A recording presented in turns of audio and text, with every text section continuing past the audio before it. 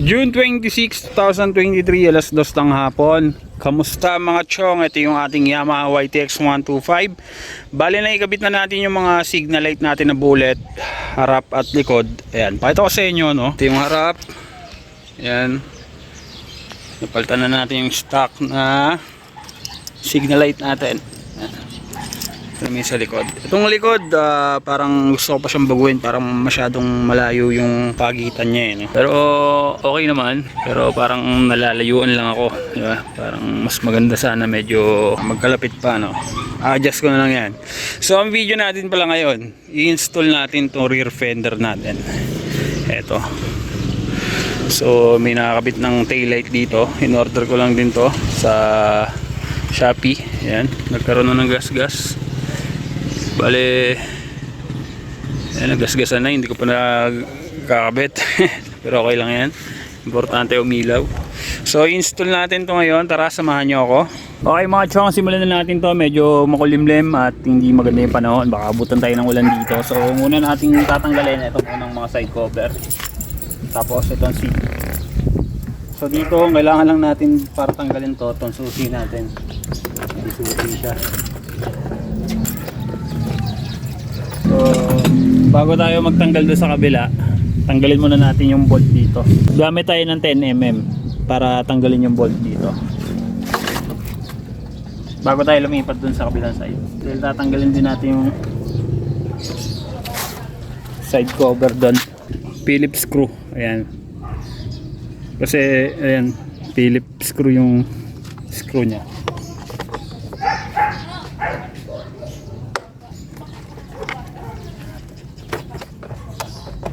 Yan, tanggal na. So, tanggal na natin yung dalawang side cover.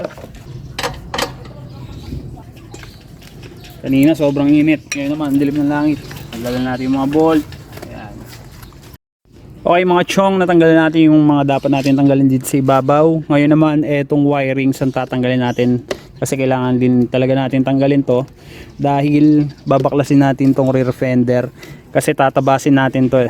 So, ito yung magsisilbing underneath nya. Kaysa magpagawa pa tayo. So baklasin muna natin itong mga to. Ito itong mga relay, tanggalin natin. Ayan, madali lang na maibalik yan. Tapos itong mga wiring sa signal light, tanggalin din natin. So madali lang na maibalik yan, hindi na mga maliligaw dyan. Ayan o, tig-dalawang wire lang naman to sa signal light. Yun, dihila, madali yung hilahin. Yung iba masikip eh. Yan, ito pa. Yan. So natanggal na natin ang mga wirings. Okay mga chong, babaklasin na natin to. Bali may tatlong tornilyo dito sa ilalim na ito. Nakikita nyo ba? Ito dalawa, kabilaan yan. Dalawa yan dito sa part na to. Tapos dito, yan, isa lang yan. Yan yung mga tatanggalin natin. At ang kailangan natin dyan ay itong combination wrench na 10mm tsaka itong T na 10mm parehas. Tara, dito muna tayo.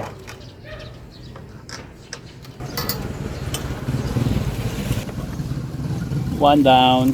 Ito pa yung dalawa.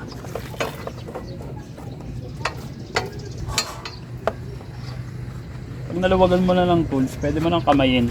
Medyo mahirap tanggalin kasi nasa ilalim, pero kayang-kaya naman. Dito naman tayo. So DIY lang tayo. Halos DIY lang kung ginagawa natin dito sa YTX 125 natin. Halos lahat to DIY lang. Sariling sikap lang. Kaya-kaya naman kasi siya. Huwag lang yung mga critical na mga wirings. Wala tayong alam doon. Hugutin na natin to. Op, baka maputol, sumabit. Yun. Ito na yung rear fender natin mga chong, natanggal na natin. Yan, medyo malinis lang. Kapal nung alikabok. Okay mga chong, ito na yung rear fender natin, no? So tatabasin ko to. Siguro dito ko na lang siya tatapyasin. Dito, pa ganyan. Ayan. So hindi ko tatanggalin to para maikabit pa rin natin doon. So ito lang siguro yung tatanggalin natin dyan. Ayan. Setup ko lang yung grinder natin para matabas na natin to. Okay mga chong, nakasetup na yung grinder natin. Tara, tapyasin na natin to.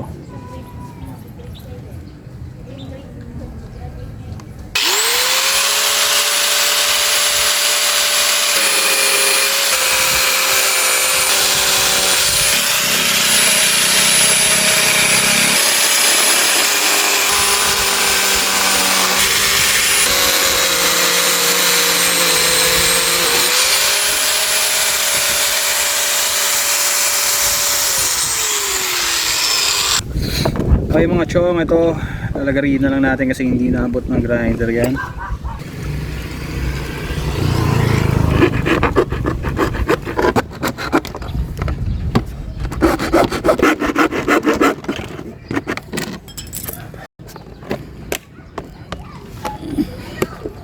Alright, tabas na natin.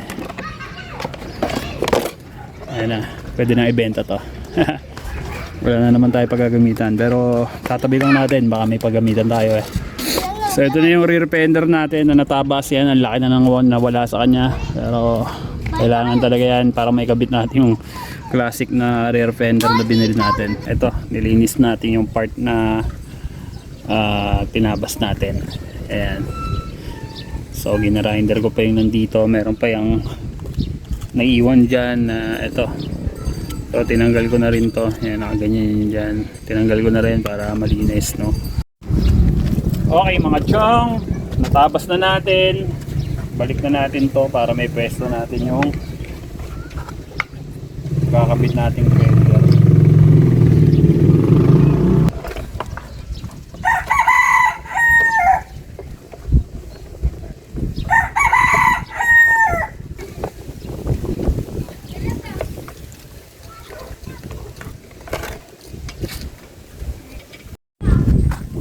Medyo madali na ikabit yung tornilyo dito sa part na to kasi natapos na natin, wala na siyang harang dito. Ito muna yung kabit natin.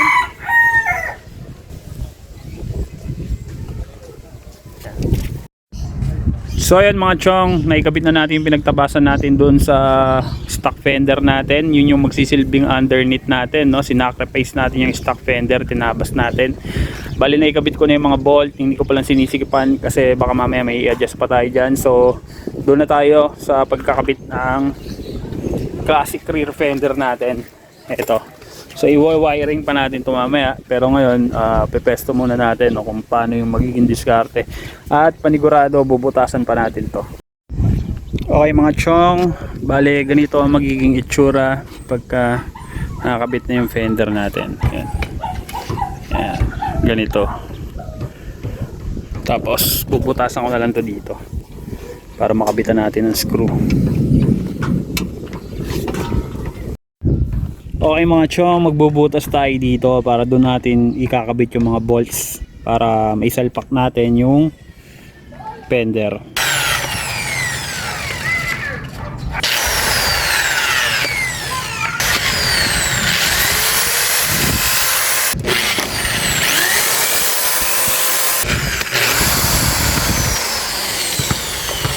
So minarkahan ko lang yung fender na ikakabit natin para alam natin kung saan bubutasan. Okay mga chong, inabot na ako ng ulan at lumipat na ako dito. Ayan, wala tayong no choice, dito na tayo gagawa kahit medyo masikip. So bubutasan ko na lang to, tapos ikakabit ko yung screw or yung bolt, tapos tingnan natin kung ano na yung maging itsura nya, yung final ano nya, pinale.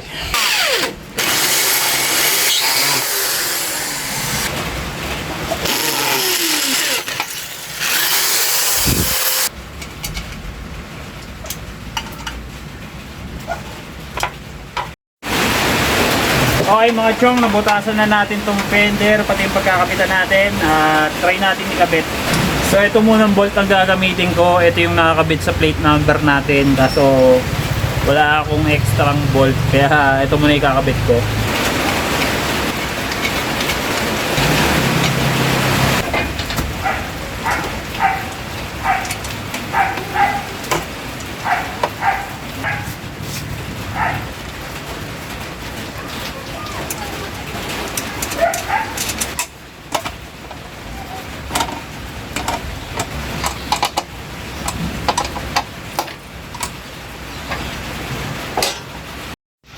Okay mga chong, naisalpa ko na, nilagyan ko na ng bolt at ito na yung itsura nya. So hindi ko pa nababalik yung mga dapat ibalik.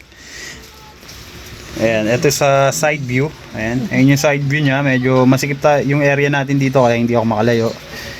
Siguro pag tila ng ulan saka ko sa inyo ipapakita yung itsura ng buong motor na nakabitan natin ng classic rear fender. Ayan. Wirings muna tayo mga chong, kabit natin tong sa taillight. So ang diskarte ko dito, kukunin ko to. Ito yung pinagtabasan natin ng fender. Ayun yung taillight nya. Kukunin ko lang tong socket na to. Ayan. Or connector o kung ano man tawag dyan. Para dito na ako mag duduktong ng wire mula dito. Ito ko na lang siya puputulin. Balatan natin.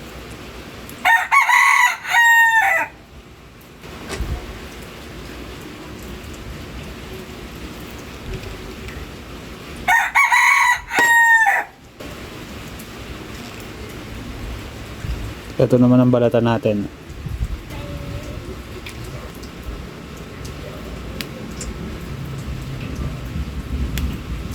Medyo manipis lang yung wirings nya, unlike dito. Manipis, pero pwede na yan, importante gumana. So ang una kong ikakabit ay yung itim. Ito muna, dito muna tayo sa itim. Tapos dilaw sa dilaw naman. Eto, palupot lang natin maigi. Tapos etong pula dito sa may asul. So hindi ko muna lalagyan ng electrical tape to, testing muna natin kung gagana. Paglayo-layuin muna natin, ikabit natin to dito. Yan. Make sure na hindi sila magdidikit-dikit para hindi sila mag-short. Yan, dyan lang muna. Tapos testing natin, i-start ko tong motor kung tama yung pagkaka-wirings natin. Okay, si-switch on ko na. Yan, umilaw, gumana. Tapos ipepreno ko.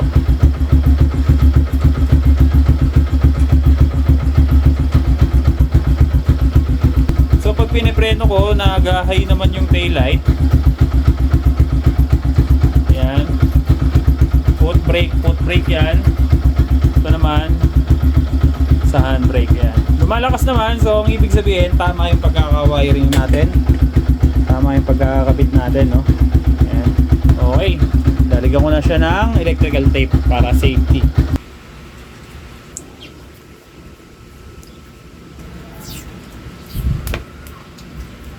Okay, pagduktong na natin, nabalutan na natin. Ngayon babalutan ko na rin tong wire na to ng electrical tape para hindi sila hiwa-hiwalay.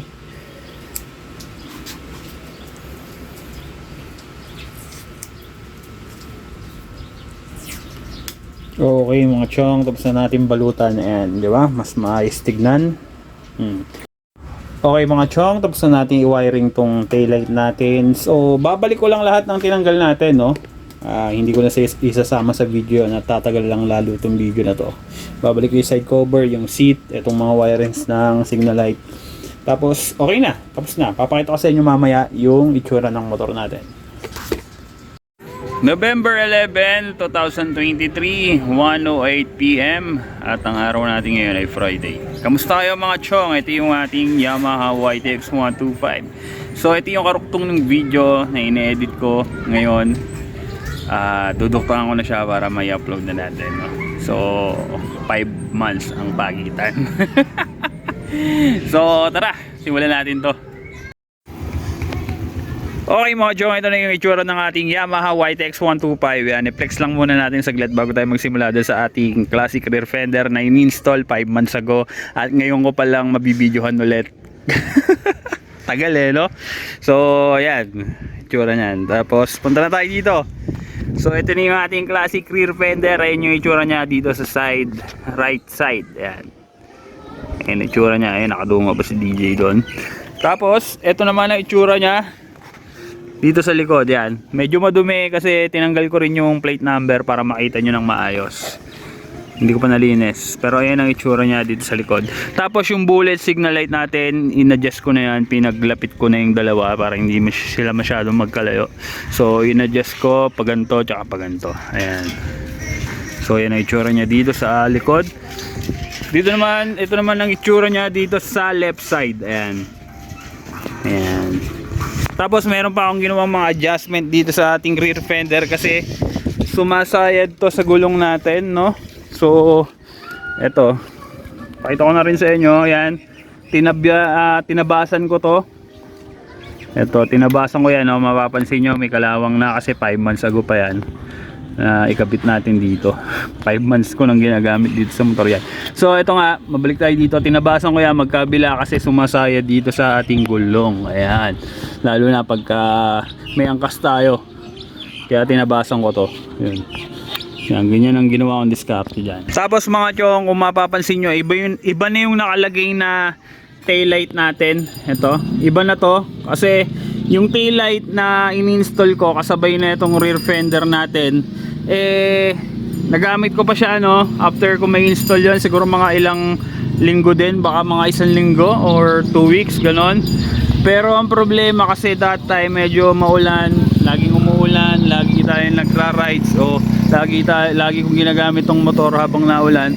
Pinasok ng tubig siguro yung loob, tapos parang nasunog yung wirings, nag-short yung taillight natin na yun, no? So madali lang siyang masira at to be honest, hindi ko siya may re-recommend sa inyo. So eto, may unboxing video ko na ito, nandyan din sa channel natin. Ilalagay ko na lang din dyan sa description para makita nyo itong ating LED taillight na pang retro or pang classic din, no? Pero universal siya, kahit saan pwede siya. Tapos minimalist lang siya. Yan, may unboxing video tayo niyan, lalagay ko na lang dyan para mapanood nyo yung unboxing video.